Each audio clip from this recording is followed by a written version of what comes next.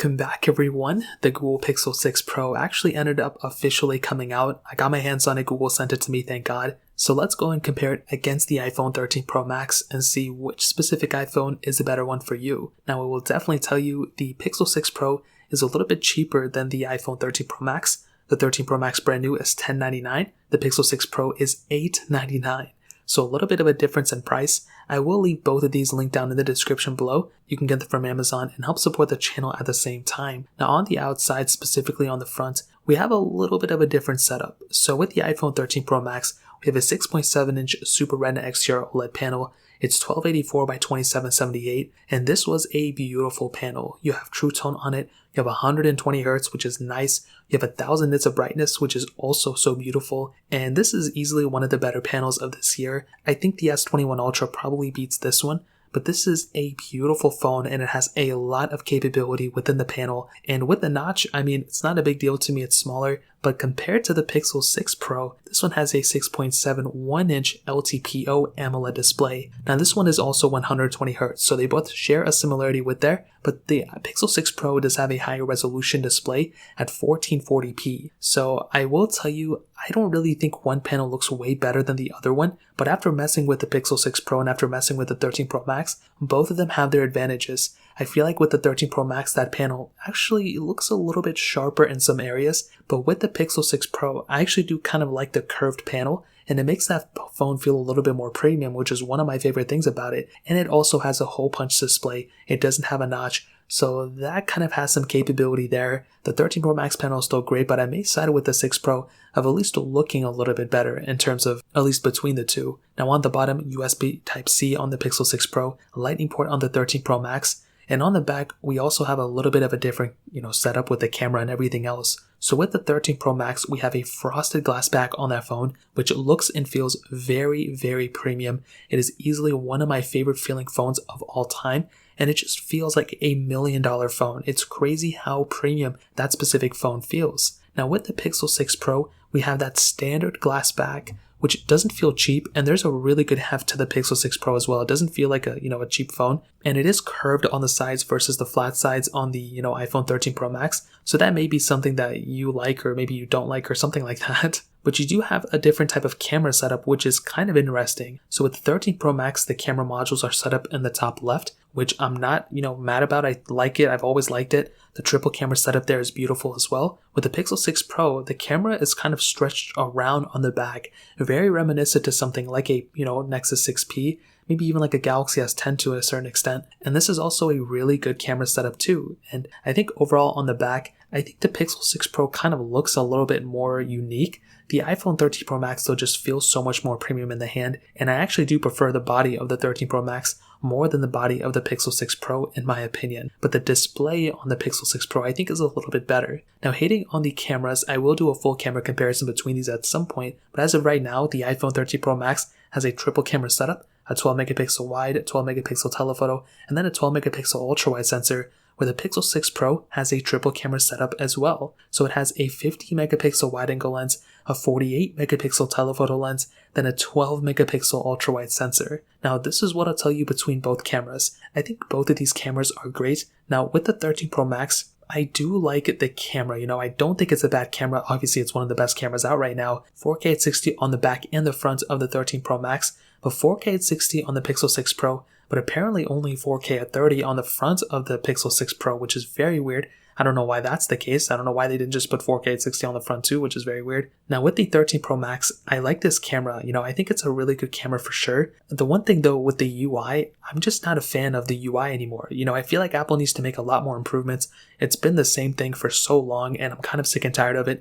Google's kind of done the same thing too, but I do feel like there are more features built in to the Pixel 6 Pro camera than with the iPhone 13 Pro Max camera. And even with the improvements from the Pixel 5, there's not a crazy amount in terms of the UI, but little things like having the exposure there, and even with portrait mode on both of these, having the exposure right there on the Pixel 6 Pro is actually really cool, and I'm a fan of that. I will tell you though, surprisingly, I kind of do like the fluidity and just the smoothness of the iPhone camera UI. That's one thing I've always noticed. It's a much smoother experience than with the Pixel series and with any other Android phone. So if you want a smoother experience between both, the iPhone 13 Pro Max may be, a better experience there, even though if some of the photos with post-processing may be better on the Pixel 6 Pro. Now with the front cameras, I'm sure they're both great, but that 4K at 60 or lack thereof on the Pixel 6 Pro is very weird, and I will never understand why Google just doesn't give us everything at one time. It took us so long to get 4K at 60 on the back, and now we kind of have 4K, but I wish we had 4K at 60. But between both, I think both these cameras are great. Like I mentioned, I will be doing a full camera comparison at some point, but I do think maybe the 13 Pro Max camera for me is a little bit better, but the Pixel 6 Pro's camera is still very, very good for sure,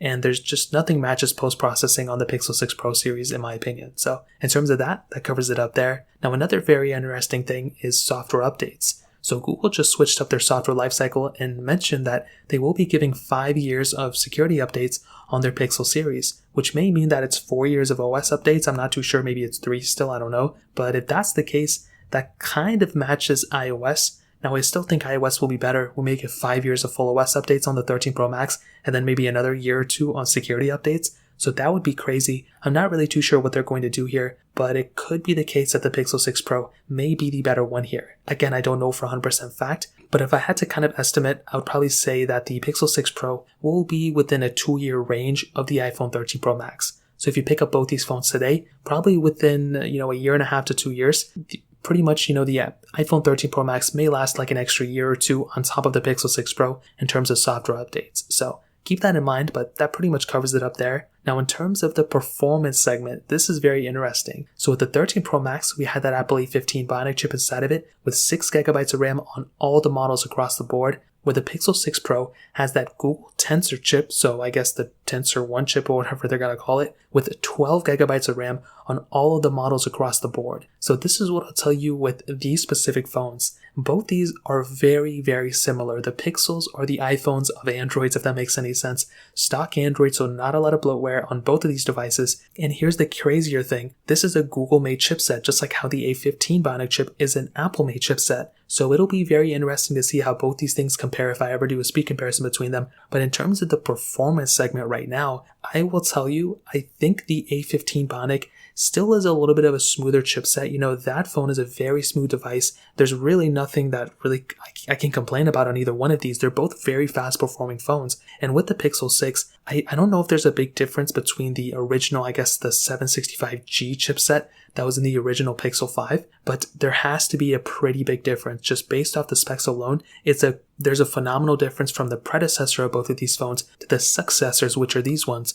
But between these two, I find it really hard to find a faster one between them because they both kind of have some issues here and there. With the Pixel series, one of my main issues right now is with the Pixel 6 Pro, there seems to be a lot of app crashing, which is very annoying. So a lot of the apps that I want to have run, they're just crashing all over the place and they don't even open up. Things as simple as Temple Run and even like Fruit Ninja crashed on me a couple of times. It shouldn't be like that. That's a very basic application. And with the iPhone side, a lot of those apps really open, so I don't have too many app crashes, but a lot of the applications that haven't really been updated to support ProMotion, things like a lot of games like Nova Legacy, runs perfectly fine on the Pixel 6 Pro, but for the iPhone 13 Pro Max, I just don't think it's updated for ProMotion, so it gives you a very choppy experience, even more choppier than an iPhone 13. So there's still a lot of work that needs to be done on both phones in terms of the performance segment and stability segment, but both of these phones are fast. You're not going to feel like one phone is way faster than the other one. It really comes down to Android and iOS and how optimized those softwares are for these phones. So as of right now, I think the 13 Pro Max